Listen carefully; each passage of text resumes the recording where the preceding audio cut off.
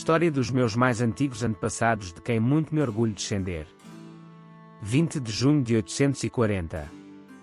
Morre Luís I, o Piedoso, meu 36º avô, 22 vezes meu avô, imperador do Sacro Império Romano Germânico, rei dos francos, rei da Aquitânia, filho do imperador Carlos Magno.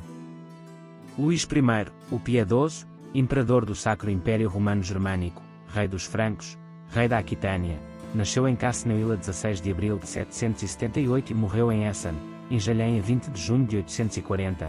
Era filho de Carlos Magno, imperador do Sacro Império Romano Germânico e de Hildegarda de Winterthur, rainha dos francos, neto paterno de Pepino, o Breve, rei dos francos e de Berta de Laune e neto materno de Geraldo I de Winterthur, conde de Anglachau e de Ema da Alemanha. Luís I, também conhecido como Luís, o Piedoso ou Luís, o Justo, foi rei dos francos e imperador do Sacro Romano Germânico, de 814 até sua morte.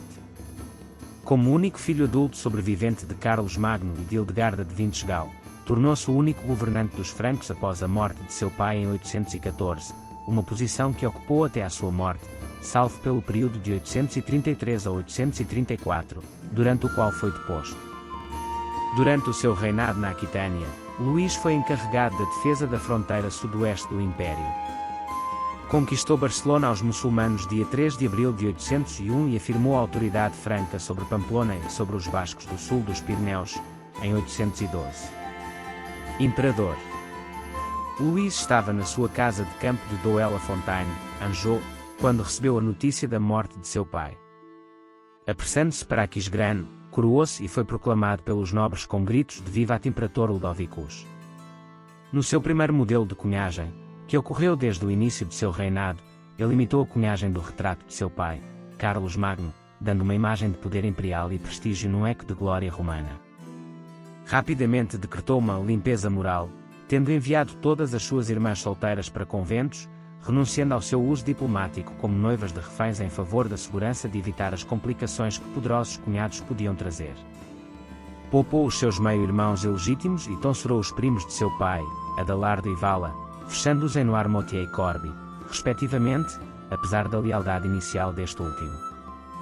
Os seus principais conselheiros foram Bernardo de Septimânia e Ebe, arcebispo de Reis. Este último, nascido um servo, foi criado por Luís para esse cargo, mas ingratamente traiu mais tarde. Ele manteve alguns dos ministros de seu pai, como Elisacar, abade de São Maximino perto de Trevris, e Hildeboldo, arcebispo de Colónia. Mais tarde, substituiu Elisacar por Hilduin, como abade de muitos mosteiros. Luís também nomeou Bento de Amiens, o segundo Bento, um visigodo e fundador monástico, para que este o ajudasse a reformar a Igreja Franca. Uma das principais reformas de Bento foi assegurar que todas as casas religiosas no reino de Luís aderiam à regra de São Bento, nomeada pelo seu criador, Bento de Núrcia, o primeiro Bento. Em 816, o Papa Estevão IV, que sucedeu ao Papa Leão III, visitou Reis e novamente coroou Luís. Assim, o imperador fortaleceu o papado, reconhecendo a importância do Papa em coroações imperiais. Ordinatio Imperi. Na Quinta-feira Santa de 817, Luís e a sua corte atravessavam uma galeria de madeira da catedral para o palácio em Aquisgrán quando a galeria desabou, matando muitos. Luís, mal tendo sobrevivido e sentindo o perigo iminente de morte, começou a planear a sua sucessão. Assim, 3 meses depois, emitiu um Ordinatio Imperi, um decreto imperial que estabeleceu os planos para uma sucessão ordenada. Em 815, Luís já tinha dado a seus 2 filhos mais velhos uma participação no governo, quando enviou Lotário e Pepino para governar a Baviera e Aquitânia, respectivamente, embora sem os títulos reais. Agora, ele passou a dividir o império entre os seus 3 filhos e o seu sobrinho, Bernardo de Itália. Lotário foi proclamado e coroado seu imperador em Aquisgrán por seu pai. A ele foi prometida a sucessão para a maioria dos domínios francos, e seria o senhor de seus irmãos e primo. Pepino foi proclamado rei da Aquitânia. O seu território incluía também a Gasconha, a Marca à volta de Toulouse, e os municípios de Carcassonne, Autun, Avalon e Nevers. Luís, o filho mais novo, foi proclamado rei da Baviera e das Marcas vizinhas. Pino de Itália foi confirmado como rei da Itália, um título que ele tinha sido autorizado a herdar de seu pai, Carlos Magno. Se um dos reis subordinados morresse, seria sucedido por seus filhos. Se ele morresse sem filhos, Lutário iria herdar o seu reino. No caso de Lutário morrer sem filhos, um dos filhos mais jovens de Luís seria escolhido para substituí-lo perante o povo. Acima de tudo, o império não seria dividido, o imperador iria governar supremo sobre os reis subordinados, cuja obediência a ele era obrigatória. Com este acordo, Luís tentou combinar o seu sentido de unidade do império, apoiado pelo clero, e, ao mesmo tempo, oferecer vagas para todos os seus filhos. Em vez de tratar os seus filhos igualmente em status e terras, ele elevou o seu filho primogênito Lutário acima dos seus irmãos mais novos e deu-lhe a maior parte do império. Início do reinado de Luís, o Piedoso. No início do reinado de Luís, as muitas tribos, dinamarqueses, obotrites, eslovenos, bretões, bascos, que habitavam as suas fronteiras ainda estavam admirados com o poder do imperador dos francos e não se atreviam, por isso, a provocar qualquer problema. Em 816, no entanto, os sorábios rebelaram-se e foram rapidamente seguidos por Slavomir, chefe dos obotrites, que foi capturado e abandonado pelo seu próprio povo, sendo substituído por Cedrag em 818. Contudo, Cedrag também se revoltou contra os francos em aliança com os dinamarqueses, que estavam a tornar-se a maior ameaça dos francos num curto espaço de tempo. A maior ameaça eslava estava a reunir-se a sudeste. Lá, Luís da Pusávia, duque de Panónia, assaltava a fronteira nos rios Drava e Sava. O marquês de Friul, Cadola, foi enviado contra ele, mas morreu em campanha. Em 820, o seu marquesado foi invadido por eslovenos. Em 824, várias tribos eslavas do noroeste da Bulgária reconheceram a autoridade de Luís e, após a sua relutância em resolver a questão pacificamente com o governante búlgaro Murtag, em 827 atacaram os francos na Panónia e recuperaram as suas terras. No extremo limite sul do seu grande reino, Luís teve que controlar os príncipes lombardos de Benevento, os quais Carlos Magno nunca subjugou. Na fronteira sudoeste, os problemas começaram cedo, quando em 812, Luís, o Piedoso, atravessou os Pirineus Ocidentais para resolver problemas em Pamplona. A expedição seguiu para o norte, onde ele escapou por pouco a uma tentativa de emboscada, organizada pelos bascos na passagem de Roncevaux, graças às precauções que Luís tomou.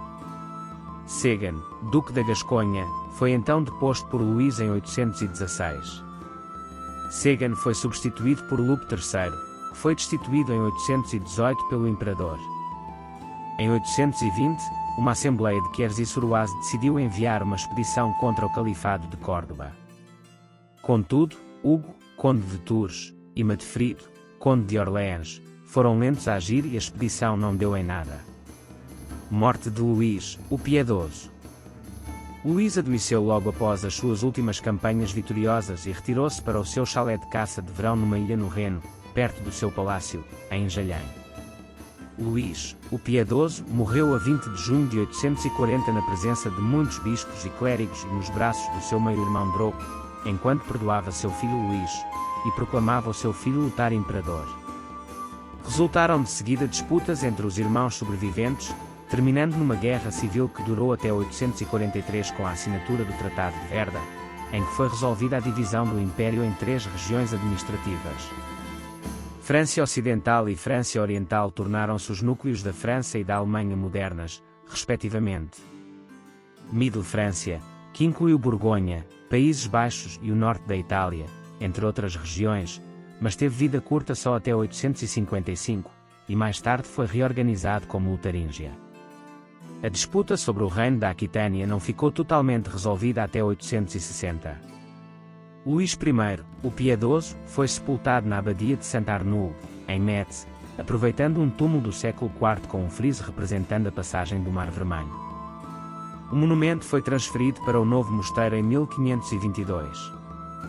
Ficou conhecido a partir de um desenho de Claude de Chastillon, cerca de 1614. Em 1672 ainda foi modificado e em 1793, durante a Revolução Francesa, foi destruído, embora alguns fragmentos estejam ainda preservados no Museu de La Cour d'Or. Família e descendência. Luís I, o Piedoso, casou 2 vezes, a primeira com Ermengarda de Esbai, minha 36ª avó, 22 vezes minha avó, filha de Ingermano de Esbai e de Edviges de Baviera, de quem teve. Lotário I, casado com Ermengarda de Orleans e Tours, meus 35º avós, 22 vezes meus avós, filha de Hugo III de Tours e de Eva de Auxerre. Pino I da Aquitânia, meu 35º avô, 14 vezes meu avô, casado 2 vezes, a primeira com Engeltrude de Madre e a segunda com Rengarda. Teve ainda uma filha de mãe desconhecida, Ermengarda de Aquitânia, casada com Gerardo, conde de Poitiers e Arvénia.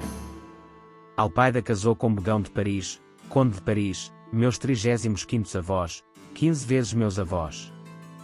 Rutruda casou com Gerardo de Alvérnia. Hildegarda casou com o marido da irmã, depois da morte desta, Gerardo de Alvérnia, meus 35º avós, 14 vezes meus avós. Luís II, o Germânico, casou com Emma da Baviera, meus 35º avós, 7 vezes meus avós. O segundo casamento foi com Judite da Baviera, minha 36ª avó, 15 vezes minha avó, filha de Guelph I de Altdorf e de Edviges da Baviera, filha de Otão da Saxónia e de Emma de Anglachau, de quem teve.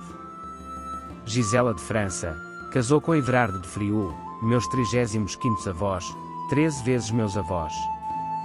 Carlos II, o Calvo, rei de França, meu 35º avô, 14 vezes meu avô, casou com Ermentrude de Orleans, minha 35ª avó, 13 vezes minha avó, filha de Odão I de Orleans, conde de Orleans, em 842, no entanto ela morreu em 869. Em 870, Carlos II, o Calvo, voltou a casar, desta vez com Riquilda de Provença, minha 35ª avó, 5 vezes minha avó.